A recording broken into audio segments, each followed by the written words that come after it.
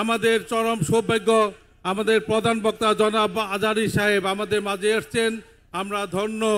আমরা সকলে মিলে প্রাণ খুলে পরম করুণাময় আল্লাহর কাছে দোয়া করব, আল্লাহ যেন আমাদের বাংলাদেশের উপর রহমত নাজিল করেন।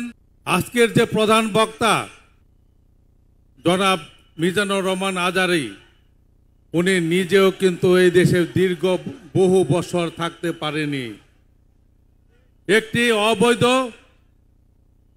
ভোট সরকারের কবলে পড়ে দেশটা একটি রসাতলে চলে গিয়েছিল।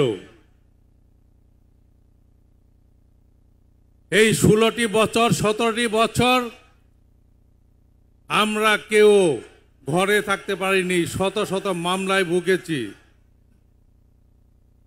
সেখান থেকে পরিতৃপ্তি পেয়ে আমরা একটি নতুনভাবে স্বাধীনতা পেয়েছি। আমরা যে কোনো মূল্যেই এই স্বাধীনতা আমরা রক্ষা করব ইনশাআল্লাহ। আজকে আমরা এই বিশাল আয়োজন, প্রধান বক্তা এসেছেন, বহু বছর কিন্তু আমরা এইভাবে একত্রিত হতে পারিনি, আমাদের একত্রিত হতে দেওয়া হয়নি, এমনকি দেশে থাকতেও দেওয়া হয়নি। সুতরাং আমরা একটা স্বাধীন রাষ্ট্র পেয়েছি।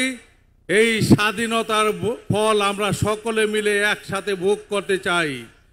সকলে মিলে সুন্দর একটি সমাজ গড়তে চাই, সুন্দর একটি বাংলাদেশ গড়তে চাই। যারা এর বিরুদ্ধে ষড়যন্ত্র করবে তাদের বিরুদ্ধেও আমরা আবার রুখে দাঁড়াবো।